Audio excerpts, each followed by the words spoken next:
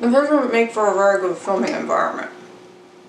Hello everyone, I am back with another celebrity video, but you thought you'd seen the last of these. For those of you who might not be familiar, I did a couple of videos on Demi Lovato a few months back, and at the time they were like the biggest videos on my channel, and I really liked doing it, and for the most part, you all seem to really like it, and I got so many suggestions for like different celebrities that I should talk about next, and I really wanted to jump right into that. I started researching different celebrities, and like, for one, there are some celebrities who have just been like video essayed to death, for lack of a better word. Like, am I gonna top Mila Tequila when it comes to Lindsay Lohan? Don't take that out of context. Like, no, I don't think I would be adding anything new to that conversation, is what I'm trying to say. And then there were other celebrities that I looked into that I initially thought would just be like fun and silly, but truly just like emotionally exhausted me when I went into researching them. It just made me sad. And so then I just figured I would wait until I felt like I actually wanted to do another celebrity video on a celebrity who interested me. And so a few weeks ago, as I was just drifting off into my dream state, Kylie Jenner came into my mind somehow. And I had to write it down in my notes app because REM was already setting in and I was gonna forget that I had this idea if I did not. And Kylie Jenner has always been somewhat interesting to me. Like, I wouldn't say that I followed the exact details of her career. Like, I've never watched an episode of Keeping Up with the Kardashians, and spoiler alert, I didn't do so for this video, not full episodes anyways. But maybe it's because Kylie is like 10 months older than me and has already accomplished more than I ever will, thrown in with a few car accidents and racism scandals, you know, happens to the best of us. Like, Kylie and I, on the cusp of that Gen Z millennial era, remember a time before social media and before every single aspect of our lives were just like monitored for people's enjoyment. And I think in a lot of ways Kylie has shaped the trajectory of like the modern influencers, and it's just been fascinating to watch, even though sometimes it's kind of like fascinating in like a burning car accident kind of way where you don't want to watch but you watch anyway, and other times it's been like genuinely impressive. So today I thought we would talk about the life, of course, these scandals, and the career trajectory of Kylie Jenner. But first off, I have a few disclaimers just off the top. First, even though I'm discussing the life of Kylie, some major moments in her career, some good things, some bad things, these are far and away not the only things that Kylie has done. You know, at a certain point, I still edit these videos on my laptop at the moment, and I just would not have the storage space or the mental capacity to discuss every single thing that Kylie has done in her 24 years of life.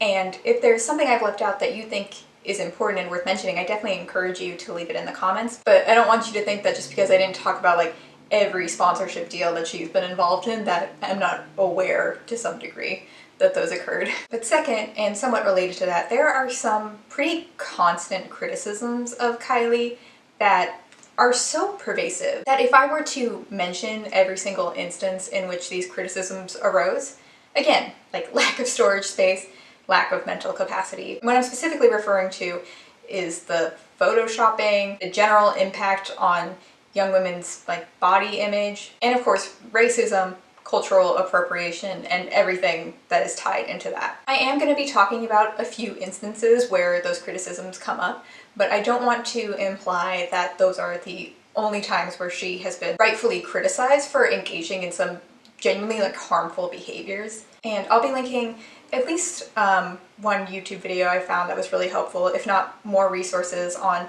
the whole Kardashian-Jenner relationship to Black culture, cultural appropriation, because that is such a big topic, and I feel like I would not be telling an accurate story if I let that out. Alright, with all of that out of the way, let's get into it. So Kylie was born on August 10th, 1997, to Caitlyn, then Bruce, and Kris Jenner. Another disclaimer, you thought we were done. Caitlyn has expressed that she doesn't mind being referred to as Bruce and he when referring to her time before publicly transitioning. Just for the sake of consistency, I'm going to be referring to her as Caitlyn, but if I reference an article or quote that refers to her as Bruce, it's likely because it was before she had publicly transitioned. And on top of that, even though Caitlyn doesn't mind being dead named or being referred to as he, him in the past tense, that is not the norm. And I encourage you, if you have trans people in your life, one, to ask them, but two, to probably not assume that that's also their preferences. We won't be diving too much into why Caitlyn Jenner is a controversial figure in her own right, but just wanted to point that out there, even though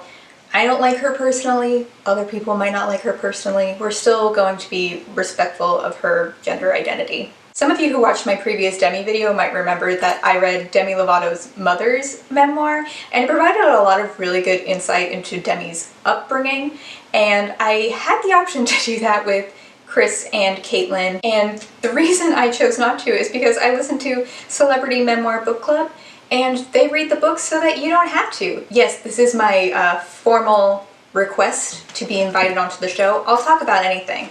I mean, the only two memoirs I have are, again, Demi's mom and a signed personalized copy of Hillary Clinton pre-Trump election. But I'm open to ordering more if that's not what they want to discuss. But if you want to know more about the specifics of Caitlyn and Chris's life, especially Caitlyn talks a lot about her gender identity in her book, I recommend either buying the books or listening to Celebrity Memoir Book Club because they provided a lot of really good background as well. So Caitlyn was of course best known for winning the 1976 decathlon event at the Summer Olympics. And she was really the start of like celebrity endorsements coming from Olympic athletes. And so following her win, she began to do different inspirational speech tours. It is extremely important that we be a competitor. Because just like in this room, everybody's competing, trying to come up with the best products at the best price. Different brand endorsements. Because a complete breakfast with Wheaties is good tasting and good for you.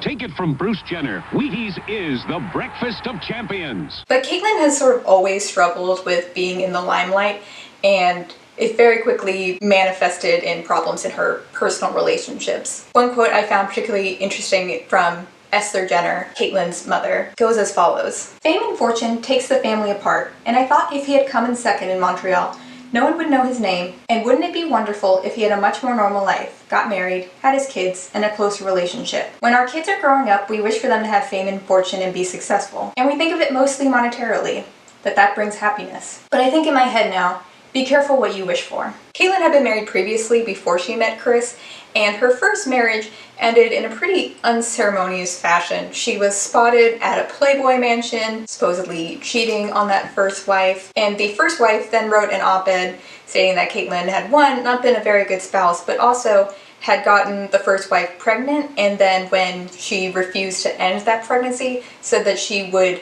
not want to pay for that child. And then that child ended up being born, and found out that Caitlyn had said those things. So they were not destined to have the best relationship. And this scandal was definitely a setback for Caitlyn's career. But luckily for her, she was able to find, I think, one of the best managers in Hollywood, Kris Jenner. Kris came from a working class family, but she pretty quickly became a wealthy LA socialite when she married Robert Kardashian, who was a wealthy Armenian lawyer.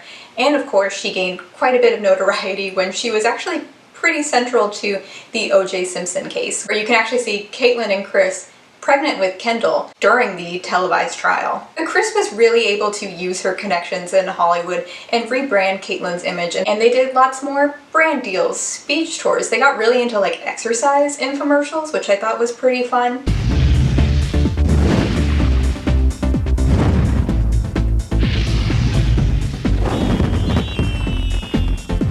And then of course moving into the early 2000s, Kim Kardashian was friend/employed by Paris Hilton. The Kardashians had already started their clothing boutique. They already had a home in Calabasas. And of course Kim's infamous tape got the family name a little bit more out there. So I think I and a lot of people my age had been under the impression that when Kylie and Kendall were born, they sort of lived a normal life up until the start of the reality show. But I want to make it perfectly clear, they were at the least a very upper middle class family, if not a wealthy family with a lot of connections. So when Kim Kardashian was suddenly in the news, it was pretty easy for Kris to get in contact with E! Network and Ryan Seacrest and pitch the show Keeping Up with the Kardashians.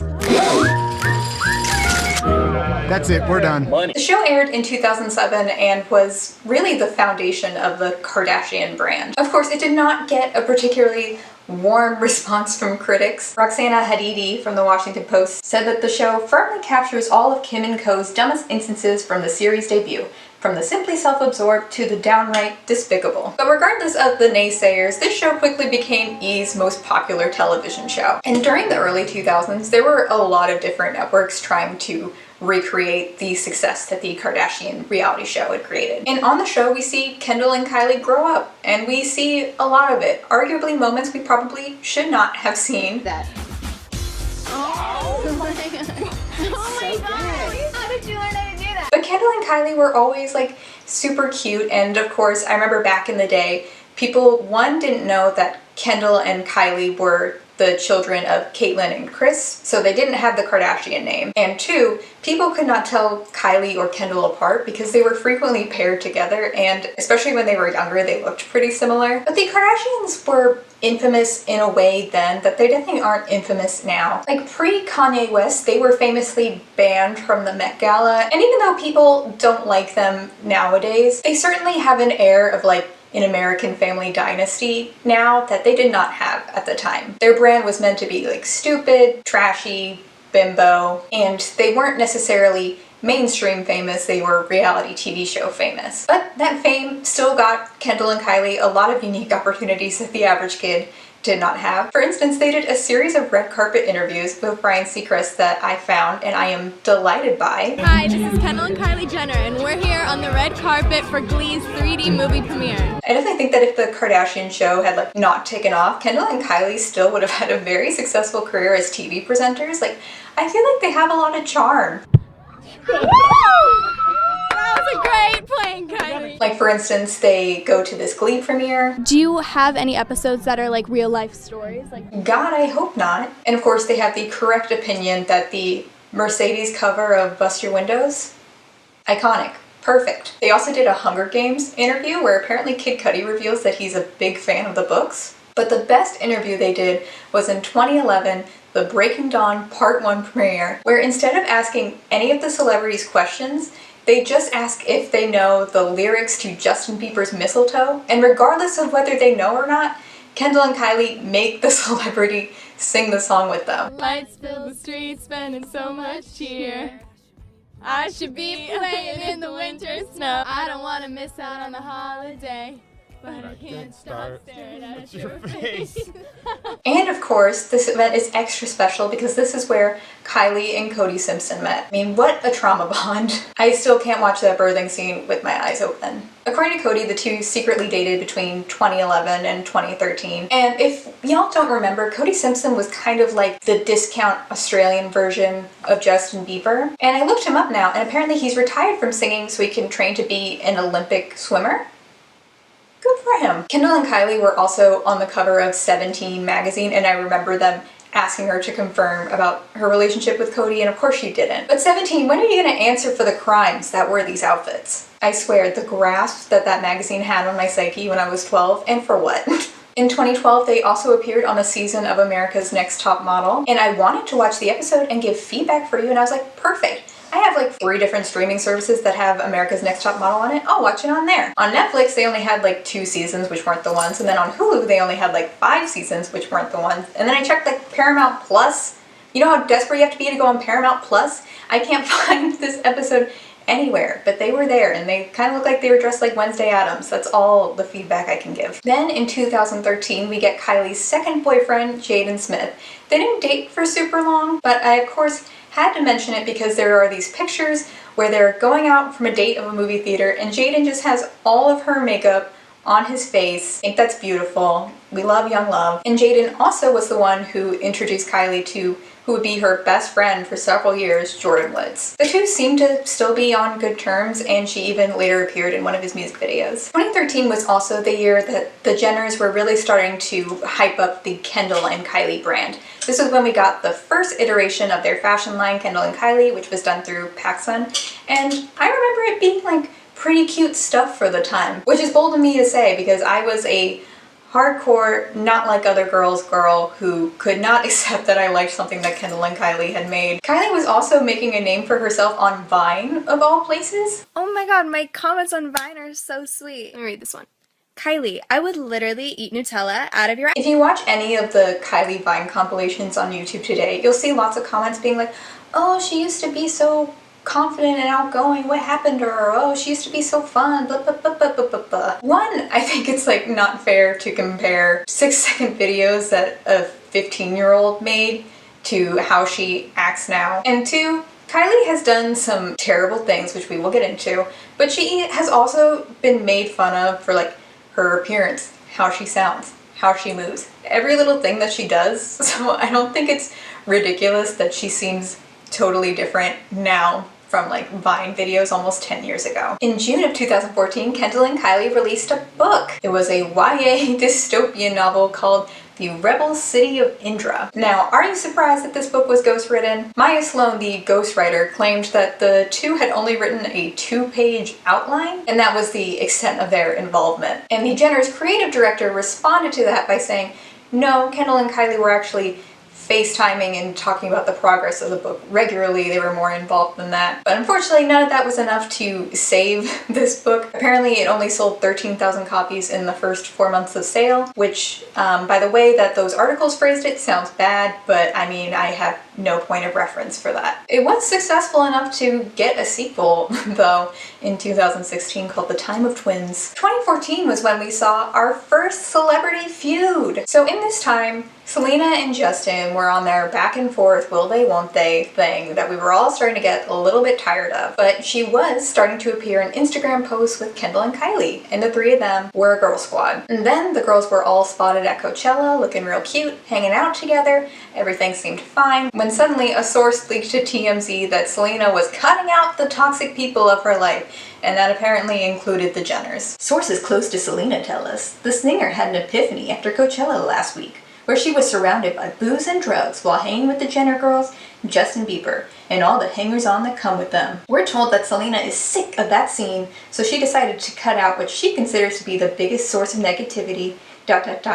Jenner girls included. There was also a rumor going around that Kylie had maybe been like flirtily texting with Justin or had hooked up with him at Coachella. It's not super clear, and Kendall and Kylie didn't respond directly to any of this drama, but it seems that the other side of the gossip suggested that Selena was actually the messy one, and perhaps to avoid embarrassment of being cut off by the Jenners of all people, that she intentionally leaked this story to the press to make them look bad before they could make her look bad. And Chloe possibly subtweeted Selena. Chloe tweeted, "You want to play in the 20-year-old pool? Well, I'm in my 20s and I'm better at this game than you. Don't F with my little sisters." Of course, possible that this is a reference to somebody else. Who knows? We'll never really know the real side of the story, but Selena and Kylie were no longer besties. Alright, next up, reckless driving. For Kylie's 16th birthday, she received a $125,000 Mercedes-Benz, and just 3 weeks after, she totaled it. She had also apparently gotten multiple tickets for speeding, and it was not uncommon for fans to see her Snapchatting or being on Instagram Live or doing Vines while she was driving. And in August of 2014, she was in another collision where a woman reported that she was so severely injured that she had to go to the hospital, and claimed that this was due to Kylie's reckless driving. Of course, Kylie's attorney denied that she was at fault for this, and I believe that this was settled out of court because there's no more information. But this was not the last of Kylie's driving scandals. She has been caught texting and driving, Snapchatting and driving. I've seen articles as recently as 2019 of fans voicing their concerns for Kylie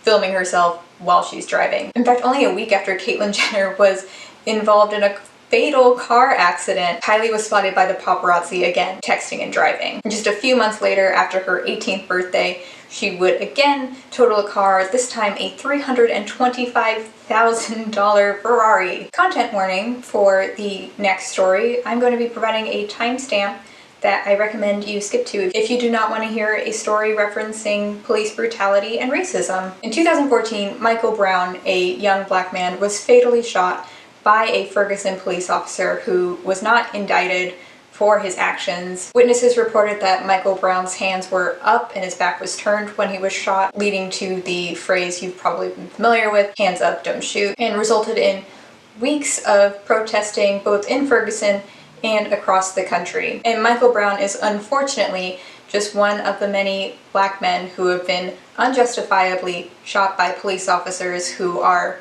meant to protect people. At the 2014 MTV Music Awards, the rapper Common was leading a tribute to Michael Brown and had asked for a moment of silence when the camera panned to Kim Kardashian, Kendall, and Kylie all looking at their phone and seemingly disinterested in the matter. Kendall later said that she specifically remembered not texting and bowing her head during that moment. And Kim and Kylie in more recent years have spoken up about issues important to the Black Lives Matter movement briefly, but it was an upsetting moment that weirdly was not more specifically addressed by any of them beyond that comment from Kendall. Alright, there is not a smooth way to transition from that topic, but Kylie bought a house! Yes, Kylie bought her first $2.7 million Calabasas mansion at just 17, and apparently did not know how to do laundry or anything necessary to own a home. But I mean, are we surprised? Do you know anything about credit? Not really. Do you know how to iron? What? Kylie. Mom? No, seriously? Also in 2015, we finally got official confirmation that Tyga and Kylie Jenner were dating. See, famous guys hitting on you all the time.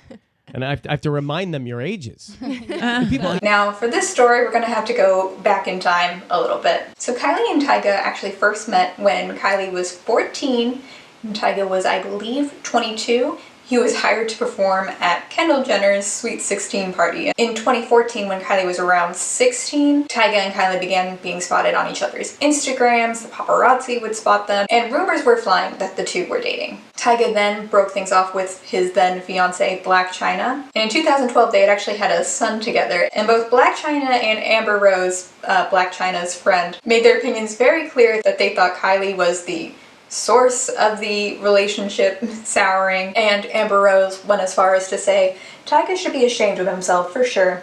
He has a beautiful woman and a baby, and left that for a 16-year-old who just turned 17. And Khloe Kardashian, always the one to jump in, said that there are 3 sides to every story, so what do we think about that? Also, I don't care to know why there's beef between Tyga and Drake, but there was beef between Tyga and Drake, and so at one point Drake posted a picture of Kylie and Tyga together, but it was like on the set of a music video, so again, it wasn't like exactly confirmation. And then Drake decided to diss Tyga in one of his songs. It's so childish calling my name on the world stage. You need to act your age and not your girl's age. Bold of Drake to make this comment, and Tyga continued to deny that he was dating Kylie. No, I'm not dating Kylie. You know what I'm saying? I'm not dating that, so I just want to get that out the way. But you guys do spend a lot of time together, so you can understand. What I'm saying is, why people think that. Because and black culture is different. If you hang around somebody, you smashing them. But white culture is different. You know what I mean? Like they really are friends. But this was all kind of ruined when Kanye, of course, said on an interview that Tyga was smart for getting in with Kylie early. Yeah. You feel like his relationship with your sister-in-law is inappropriate? I think he got in early. I think he was smart. I think they in love, man. So at that point, they gave up and Tyga posted Kylie on his Instagram. He even later got a Kylie tattoo, and for the next couple of years, there would always be rumors that they were either engaged or broken up, that they got engaged and then broke up, and then got engaged. A whole cycle. As far as I can tell, I think the two officially, permanently broke up in April of 2017, but there were some serious on and off again in those years. Also, in April 2015, Kylie got accused of doing blackface. I am going to put the image up on the screen, just a forewarning. It's not dissimilar to that Nikita Dragun, Jeffree Star photo shoot where they have like that sort of alien effect, and I think that's the excuse Kylie ended up going with. And actually, when this picture first came out, Zendaya tweeted like, yes, work, and then had to tweet later being like, thank you for holding me accountable. This is wrong. Sorry, Zendaya. It happens to the best of us. But honestly, that was probably overshadowed by what was also happening in April of 2015, the Kylie Jenner Lip Challenge. For whatever reason, people felt the urge to suck their lips on a shot glass or whatever they could find for as long as possible, and in some extreme cases resulted in some apparently severe injury. Beyond obviously those extreme cases where kids were getting injured, and beyond like the actual injury, there was also a lot of criticism being directed at Kylie because teens now felt a desire to make their lips bigger, whether that meant using like cinnamon or like something to like aggravate your lips, or doing the Kylie Jenner challenge. And even though it was pretty apparent, I would say, to a lot of people, Kylie denied getting temporary lip fillers up until May of 2015. And until that time, she would say that she was just using lip liner or that it was just puberty. I have temporary lip fillers. It's just an insecurity of mine and it's what I wanted to do. I'm just not ready to talk to reporters about my lips yet because everyone always picks us apart. Well, the color. Everyone thinks I use like one certain color. So I use like 6 different colors. I don't think I've even settled on how I feel about this, because on one hand, I really do feel empathy for Kylie having like every aspect of her body being viewed and scrutinized from such a young age. Like, I don't think it's fair to expect her to have a super healthy body image, and I don't think it's kind to shame anybody for getting any kind of plastic surgery, especially a minor. But it is hard when you're someone like Kylie Jenner, who has a lot of young fans who look up to her, and even though she's not intending to have everybody look the way that she looks, to a certain extent, the way that any influencer looks, a child is going to want to model that. And I think we have seen in recent years it being sort of an industry expectation to some sort of degree to get either lip fillers or BBLs or liposuction, which one, come with risks as any surgery do, and two, just generally move the goalpost as to like what society deems as like acceptable for like a woman to present as. And I don't know. I don't think Kylie was put in a position where she could have made everybody happy, and I hope that at least that she was able to make herself happy. And of course, I wish that she had just been upfront that they weren't just natural, weren't just the result of lip liners from the beginning, but I can also understand why she didn't feel ready to disclose that too. And then in June of 2015, we actually get some positive news. Caitlyn Jenner comes out officially. And even though there was some fallout with the Kardashian family, Kylie was really left out of that. And according to Caitlyn, Kylie and Caitlyn have never been more close. And even just like a few short months after finding out about Caitlyn's transition, she was able to like openly talk about it on the Ellen show. I got through it and now I like it a lot better, honestly. You like her better than Bruce? I like her better than Bruce. Why is that? Because we talk about makeup and clothes. We bond a lot more, but not only that, I feel like there's not a huge secret in the family. I feel like there was always this big secret, and I've honestly known about it for a really long time. She's really living her authentic, true self. And I feel like that's awesome. And also, like, I want to be someone from my generation to like be an example, because I think that's so awesome. Yeah. And I think that other girls and boys my age like will maybe see that I'm so accepting and be accepting of other people. And you know, of course, I don't want to give her too much credit just for like not being a bigot, right? But I did find it meaningful that a celebrity, a young celebrity who again has so many young fans, was so ready and willing to accept their parent no matter their gender identity. And I do think that that aspect of Kylie is worth looking up to, you know? Then in July, Kylie graduated high school and she got a $30,000 watch. Isn't that so nice? But again, this joyous moment was kind of cut short when Kylie posted a picture of herself in cornrows, and Amanda Stenberg, who's probably best known for being in the Hunger Games, commented that Kylie should be using her position of power to help Black Americans. And Kylie gave the very thoughtful and empathetic response of, "Mad if I don't, mad if I do. Go hang with Jaden or something." Yeah, not that it particularly matters, but Amanda was rumored to be dating Jaden Smith at that time. And this is not the only hairstyle or instance where Kylie has been accused of cultural appropriation, but I did find it to be the most cringeworthy, especially her response. I also have not talked about Kylie's Instagram brand deals, even though she's rumored to get like millions of dollars off of these things. But I do remember One particularly painful one where she was sponsored by a like breast and butt enhancing cream and claimed that she had not gotten any sort of plastic surgery and all of her growth could be attributed to these products. And she's also been associated with like laxative teas like Fit Tea, and she did many brand deals with Sugar Bear Hair. Don't tell Tati Westbrook about that. Generally speaking, her and the entire Kardashian clan, like I said before, have not always been particularly thoughtful about their demographic and the brands they choose to associate themselves with. And I think implying that the only reason why you look the way you look is because of a moisturizer you're being paid to promote. It's just wrong. It's just not a good thing to do. I'm gonna get wasted. I just finished a whole cup of 42 and I'm about to go for my second one, Courtney. What the f are you on? Alright, is it another day? Maybe. Is my dog blocking the shot? Most likely, yes. We support gentle parenting in this house, though. Alright, slightly out of order because I forgot to mention this yesterday. I mean, 2 minutes ago when I was filming this. I'm filming this all in one take.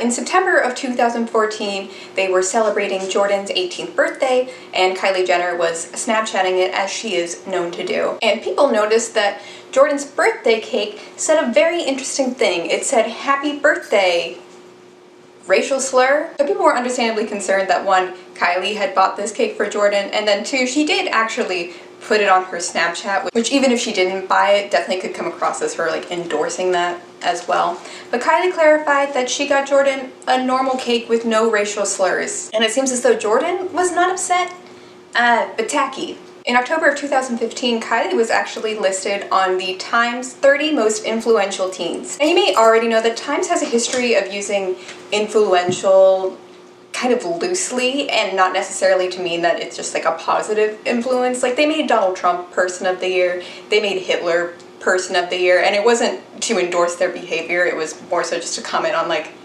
the impact they had on society as a whole. Now people didn't exactly like that Kylie was being placed to people, for example, like Malala, who has done so much work for like women's empowerment and issues in the Middle East, or Olivia Halsey, who was 17 at the time and had discovered a new, more effective test for Ebola. But to be fair, people like Shawn Mendes and Macy Williams were also placed on this list, and this list was at least advertised as being the result of votes by actual teens who were reading Time magazine. Questionable now that I say that out loud. But regardless, Kylie did defend her placement on this list, and she pointed out that everything I do starts big trends, which I don't think is necessarily incorrect. One, if we get to the launch of Kylie Cosmetics, which we're about to get into, and also just her influence on Snapchat in 2015-2016 culture. And also if you just look at like 2015-2016 fashion and like the popular culture. And she never tried to compare herself to like Malala or anything crazy. She just said that people are influential in different ways. And I think in this instance, I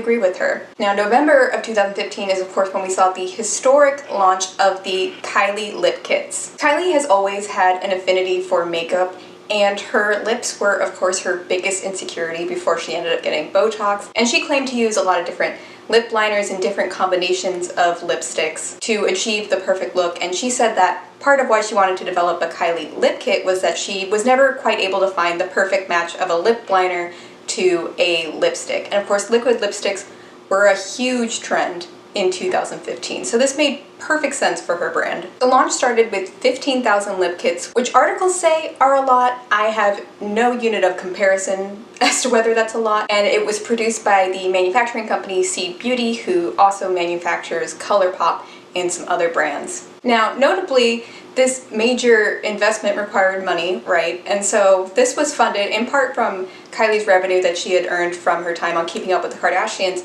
as well as some of the modeling gigs, up to a nice, easy $250,000. The brand on its initial launch was also called Kylie Lip Kits, but it was pretty quickly changed to Kylie Cosmetics. But the brand was an instant success. The stock that she did have on that first day sold out in seconds, and it would continue to sell out within minutes for months following that launch. I remember at the time there were quite a few conspiracy theories, which you can't really prove or disprove, that some people suspected that Kylie was purposefully understocking her lip kits to generate hype, because the fact that these were selling out so quickly definitely did a lot for the brand.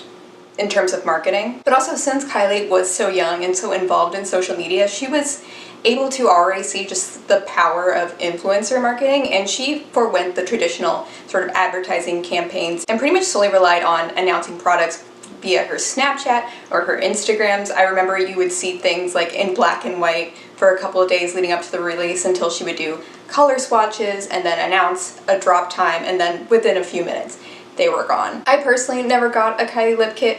One, because I'm not a particular fan of Kylie Jenner, but also the lip kits were sold for $29, and they still are $29 today. But I think when they first started out, they didn't have free shipping for like purchases over like $35 or $50. And so even if you were buying like one lip kit, I think the shipping at the time was like $11 or something crazy, where you were spending basically like $40 to get one lip liner and one liquid lipstick, which isn't so far out of the range of like other similar tiered products like ABH or Kat Von D, but it was still like a lot to ask from a new brand. And certainly if you were like me and you weren't like the biggest fan of her, the price just didn't seem worth it. Another early problem with the brand was the packaging was so minimal and the design was so simple and easy to replicate that it was really easy for copycats to make like fake Kylie lip kits and sell them on places like AliExpress or eBay. And these counterfeit products do not have the kind of testing and legal obligations that a traditional company has, and so some people will be buying this aware that it was fake or not, and sometimes getting like severe chemical burns and other adverse health effects. And so Kylie actually did have to redesign the packaging in May of 2016 to make it a little bit harder to replicate, but I feel like this continued to be a problem for the brand for years to come. There was also another conspiracy theory that Kylie Cosmetics was actually just repackaged ColourPop products, because if you'll remember, Seed Beauty produced ColourPop and Kylie, and manufacturers tend to have pretty similar recipes even when they're selling for different companies. And of course the prices of ColourPop compared to Kylie is a huge difference. And Kylie has outright denied this, but there has been some research done that shows that a lot of the base ingredients of Kylie Cosmetics and ColourPop are similar and in similar order. And of course there's going to be like some similarities across brands just generally. But the article I found compared Tarte product to a Kylie product to a ColourPop product, and Kylie and ColourPop had far more similarities than Tarte did to either of those products. So nothing conclusive, but definitely an allegation I heard quite a lot back when the brand was launching. But none of these conspiracy theories were enough to slow down the Kylie brand. I mean, the launch of Kylie Cosmetics probably permanently altered the trajectory of Kylie's career. It was a massive success, and she would soon implement other products like Kai shadows and Kylighters. I forgot that she had pun names for her products. And again, I never purchased them myself, but I did follow her on Snapchat, and so I would see the swatches and I would see her like using the products on a daily basis. And I will say, compared to a lot of celebrity brands that we see now, and honestly Kylie Cosmetics now, in those early years it really did feel like these were products that Kylie Jenner would use like in her daily basis, and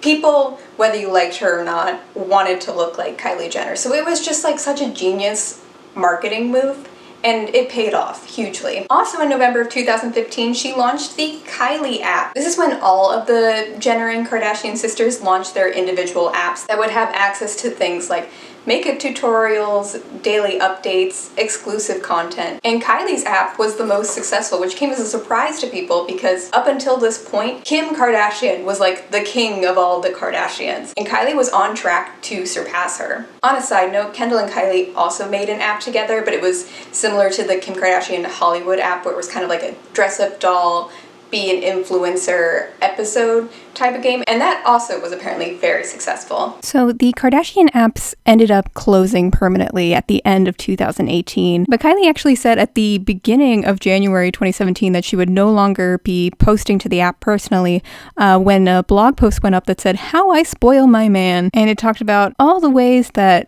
Tyga was really reaching with Kylie, that she would get up early and make him breakfast in bed, surprise him with personalized chopsticks, and take good care of his friends. Kylie went to Twitter and said, "Hey guys, from now on, I won't be posting personally on my app anymore." A post went up today quoting something that I never ever said or saw, a very personal post that I would never ever approve, and it's unfair to me and you to think that those were my words. I'm sorry, and I know we'll figure something out so we can all be satisfied. Yeah, I assume there must have been a contract with the developer to keep the app active for a certain amount of time, because this did include a subscription service. The app was free to download, but if you wanted access to premium content, you had to pay $2.99 a month. And so I don't know how many people maybe didn't have Twitter and were still subscribed to the app and just had no idea that Kylie was no longer involved in that app whatsoever for the next 2 years, basically. During this time, she also collabed with Jenna Marbles. I forgot that Kylie has an Iggy similar to Jenna's Iggy's, and so they both read mean comments about their dogs, as Jenna was known to do at the time. And I love this video just because I miss Jenna. Jenna Marbles' dog Kermit. Now that's a weird motherfucker.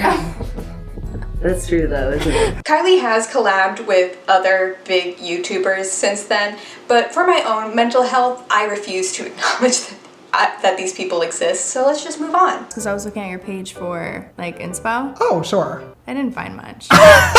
Alright, content warning for this next piece. We're going to be discussing ableism. So in December of 2015, Kylie was on the cover of Interview magazine, and for whatever reason, the creative direction for this magazine chose to put her in a wheelchair. And this was rightfully met with criticism from disability advocates who were right to point out that being in a wheelchair is not an accessory or a prop, it's like an actual disability that impacts people's lives. For example, Ian Rudder, the senior editor of New Mobility, stated, "It's disappointing to see people fall back on the tired and totally untrue idea that being in a wheelchair is limiting. I think most wheelchair users, myself included, would tell you that our wheelchairs are empowering and enable us to fully live our lives." And in defense for the styling of this magazine cover, Interview said, "At Interview, we are proud of our tradition of working with great artists and empowering them to realize their distinct and often bold visions. The Kylie Jenner cover by Stephen Klein, which references the British artist Alan Jones, is part of this tradition, placing Kylie in a variety of positions of power and control and exploring her image as an object of vast media scrutiny. Our intention was to create a powerful set of pictures that get people thinking about image and creative expression,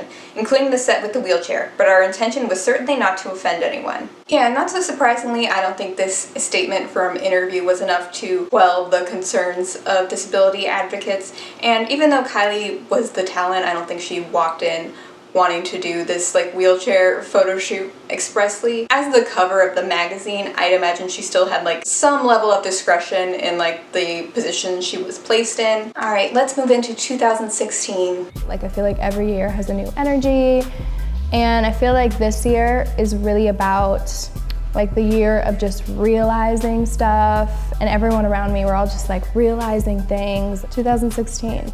Looking good. We interrupt this video essay for a brief ramen cooking time. In 2016, Kylie let us know that she adds butter, garlic powder, and an egg to her ramen noodles. And the internet could not handle it at the time, I swear. Every BuzzFeed adjacent was making I made the Kylie Jenner ramen video. And since I am very much on trend, I am doing that exact thing right now. So I put the ramen in the water, and then I cracked an egg, and you don't have to throw away that eggshell. Make a protection spell. Eat it as a midnight snack. I don't know, whatever people do with eggs these days. Fun fact, I'm pretty sure I've never had instant ramen because I stopped eating meat when I was 16, and I grew up in one of those households where a handful of chocolate chips was a special treat. We weren't my mom wasn't buying us instant ramen, so please forgive me if I'm doing this incorrectly as I go through this. And Kylie didn't give instructions, so I added the garlic powder, the butter, the eggs, when I added the soup flavor packet thing, mixed it all around, and boom, there we go. There is Kylie Jenner's ramen. Not really much of a recipe. It's kind of just giving drunk college student just came home at 1 a.m. and really needs a snack vibe. But I can't blame the internet for going crazy over this, because the other time the internet went crazy over Kylie Jenner's olive oil cake, I didn't follow her recipe because, if you can't already tell, try to avoid eggs and dairy, but I made a vegan olive oil cake, and it was beautiful and delicious. So, she's not wrong all the time. And I gave it to my partner. I was going to film his review, but he is growing a mustache, and he refuses to be seen with it, and he won't let me fill it in with makeup. So, that's how the straights are doing. But he said it was good and gave a thumbs up. Yep. The life of a critic is easy, as they say. All right, and back to our regularly scheduled programming with much worse audio quality. In August of 2016, she was gifted a pig by her mother, Kris Jenner. Kylie Jenner to the foyer. I have a little surprise for you. Is that a chicken?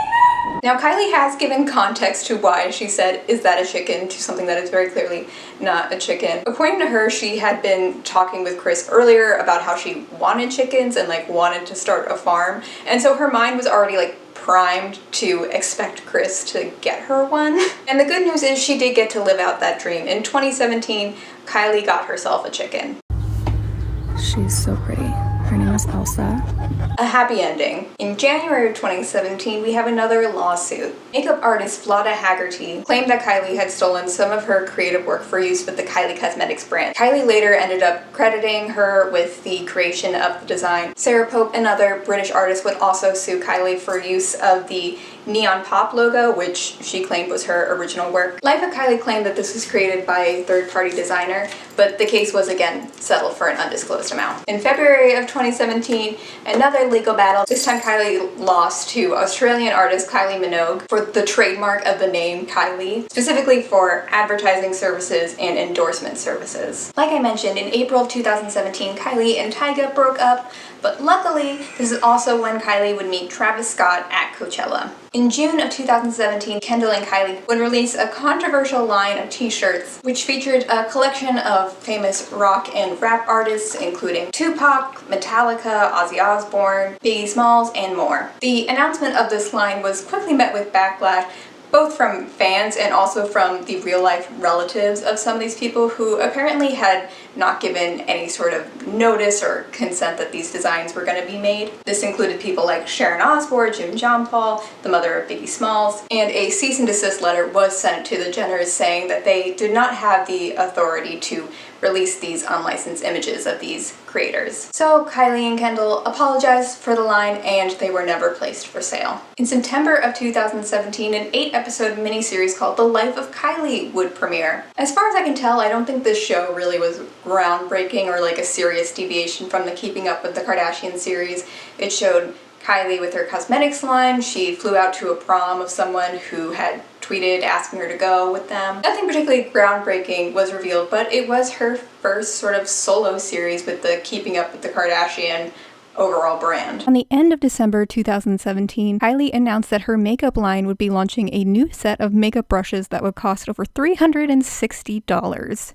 Now, to be fair, part of that cost was because it was using natural, i.e. animal hair, and not synthetic hair. But you can look at the packaging. It's giving Morphe. It's giving drop shipping, and people were not thrilled about these makeup brushes. And of course, Jeffree Star had to weigh in, and would you believe it was not Jeffree Star approved. Then she goes on to say, "I always fight for the lowest price on all my products. Here are some other real brush lines for reference." She references Artis, which I have right here in my hand. She also references Kevin Aquan, which I have right here in my hand. And I was a little shook, I gotta be honest. I'm like, okay, I'm gonna read that to you guys one more time. "I always fight for the lowest price on all my products." What is there to fight about? If it's your brand, you choose the price that they're sold at. I don't know, you guys. I don't think that these brushes cost that much to make. I mean, let's just keep it gangster here. On February 1st of 2018, Stormy Webster was born. And on February 4th, Kylie would announce this to the world with her video To Our Daughter. So I'm 34 weeks today. And the father of the baby was Travis Scott, but of course Tyga popped in to rear his head one last time and demanded a paternity test of Stormy. Also in February of 2018, the world was forever changed when Snapchat updated. Yeah, I'm sure we all remember the horror where a fun, easy-to-use app was made virtually useless by the weird, nonsensical updates they made. And Kylie Jenner even said that she was not a fan and had not used the app since the update, which was a big deal because at the time she was the most followed person on Snapchat and her brand was so heavily reliant on her Snapchat marketing. There were some articles claiming that like the Snapchat stock fell drastically because Kylie made this statement. I think that's kind of an overstatement because the stock definitely fell because the general public hated the update. It wasn't just Kylie who hated the update. All right, Jordyn Woods. I've mentioned Jordyn Woods periodically throughout this video. Kylie and Jordyn were friends since 2012, and when Jordyn's father passed away unexpectedly in 2017, Kylie even put forward $10,000 to help pay for the funeral expenses. They were close friends. It was then revealed that while Khloe Kardashian was pregnant, her then fiance Tristan Thompson had cheated on Khloe with Jordan Woods, and neither Tristan nor Jordan had come forward about this. And at this point, Jordan was kicked out of Kylie's house. Kylie and Jordan previously had a makeup collab. The collab was put on sale and then discontinued, and their friendship was essentially over from that point. Now in July 2018, Kylie was announced as the youngest self-made billionaire. Now of course, I'm sure many of you can understand why this is controversial. Kylie had access to a lot of wealth, privilege, and opportunity that the average person does not have. So referring to her as self-made really doesn't seem like the most accurate description of her. And interestingly, Forbes would end up retracting this statement where they looked over the tax records of the Kylie Cosmetics company and found that it was only valued at around $900K and not $1 billion. Kylie maintained that one, she was a self-made billionaire, and two, that these claims about her taxes being inaccurate were not true. In June of 2019, Kylie would release Kylie Skin, which was pretty hyped up at the time, but it also had quite a bit of controversy, especially because of the inclusion of a walnut scrub, which a lot of dermatologists said was too abrasive for everyday use and was not promoted in an accurate way. Never used Kylie products, so I can't really attest to it, but the brand is still around now and she's still making products with it, so somewhat successful at least. October of 2019, we got introduced to this great meme. We're gonna wake Stormy up and get out of here and show you guys her room.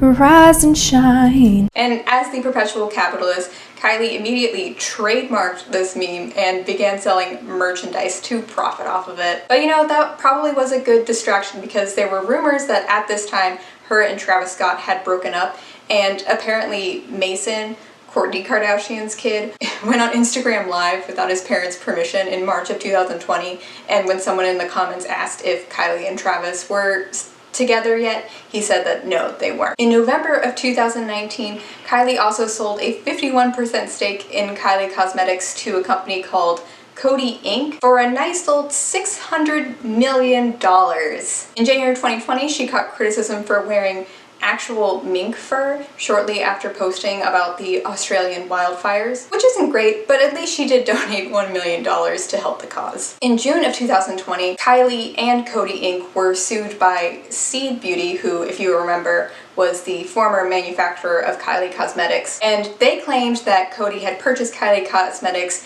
as a means to access trade secrets to Seed Beauty's formula. I will say that Kylie Cosmetics has had sort of a relaunch within the past couple of years, and during 2020, a lot of her products were on sale for like half or a quarter of the price, and she was reformulating things. And I'm not sure whether there's a connection between her needing to change the formula of her cosmetics with this lawsuit, or if that was a total coincidence. In June of 2020, a couple of brands, including the Kendall and Kylie fashion line, were accused of not paying workers who were responsible for making their clothing in Bangladesh. Unfortunately, it's not uncommon in the fast fashion industry for workers to not be treated super ethically, especially when they're in countries where there isn't the same level of labor law and fundings for accountability. But Kylie and Kendall denied that they were not paying their workers. In August of 2020, Kylie was in the WAP music video, and there was a petition with over 65,000 signatures requesting that she be edited out of the video. Not too surprisingly, Cardi B and Megan Thee Stallion did not respond to this petition. In March of 2021, Kylie promoted a GoFundMe page for a former makeup artist of hers, asking her fans to help donate. The GoFundMe was for $60,000, and people noticed that she had only donated $5,000. And of course, we've established that she is the youngest self-made billionaire. And so people were quick to point out that she was fully capable of paying the $60,000 on her own. And if she was promoting this person as her friend, it seemed odd not to do so. And she responded by saying that she actually wasn't that close with him. And according to her, the initial goal was only $6,000. So when she was donating $5,000, she wasn't expecting her fans to pay for the overwhelming majority of the expenses. The GoFundMe ended up going up to $120,000 after that. And for what it's worth, the GoFundMe did end up raising over $100,000 to help pay for his medical expenses. Also, in August of 2021, Kylie announced her second pregnancy. So we weren't doing the full Stormy Webster, no one can know that she's pregnant for the entire 9 months. We were at least somewhat aware that that was happening. And in September of 2021, she would launch Kylie Baby and Kylie Swim. Now, Kylie Swim, from what I've heard, got some mixed reviews from people. A lot of the typical cheap quality, overpriced.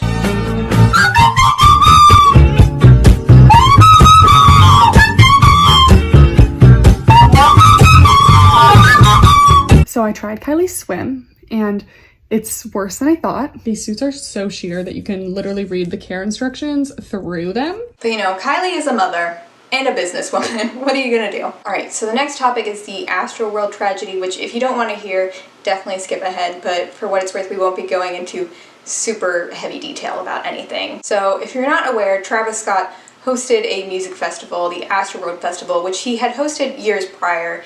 And when he was performing, there was a rush to the stage which resulted in the death of multiple people. And I've already made a video when this happened on my YouTube video if you want to know more of my specific opinions about it. Kylie and Stormy were there, and Kylie even posted on her Instagram story while the event was happening. She was well and far away from where this stuff was happening, which is good in the sense that I'm glad her and Stormy, her young child, did not witness the deaths or injuries of people. And of course, because Kylie didn't realize what was happening, it was at the very least very eerie to see her having Instagram stories about the concert up, like everything was fine. And she later posted that she did not know that was happening when she posted those pictures and sent her condolences to those who had passed away. I mean, as far as I know, I don't think Kylie was integral to the planning and organization of this event, so I don't know how fair it is to direct criticism at her. But again, I do go more in depth on my opinions about the reactions to the Astroworld tragedy from the general public if you want to hear more specifics about that. Alright, in January of 2022, she became the first woman on Instagram to reach 300 million followers, and I thought that meant that she was the most followed person on Instagram, but no, it's a soccer dude. I mean, I know of him. How much of this man's DMs do you think are just filled with unsolicited advice from men who need a hobby? On February 2nd of 2022, Kylie announced the birth of her son, Wolf Webster, except that's not his name. She took it back. We do not know what his new name is, and she has not posted him since. The world may never know. Also recently, for the 2022 Met Gala, Kylie made her first appearance in 2 years in a look. Yeah, this was pretty heavily panned by people, but she actually made a video about the design process. The look was meant to be a tribute to the fashion designer Virgil of the Off-White company, who had passed away at a really young age. And so she specifically said that she did not care whether her dress was on theme and that she would only be able to attend if she could honor him with this look. Her 2019 Met Gala look was a serve though. I'll give her that. And that is the life of Kylie Jenner so far, of course. I'm sure there are many business ventures and scandals to come. And you know, unlike Demi, I don't think I feel more connected to Kylie after going through this research experience.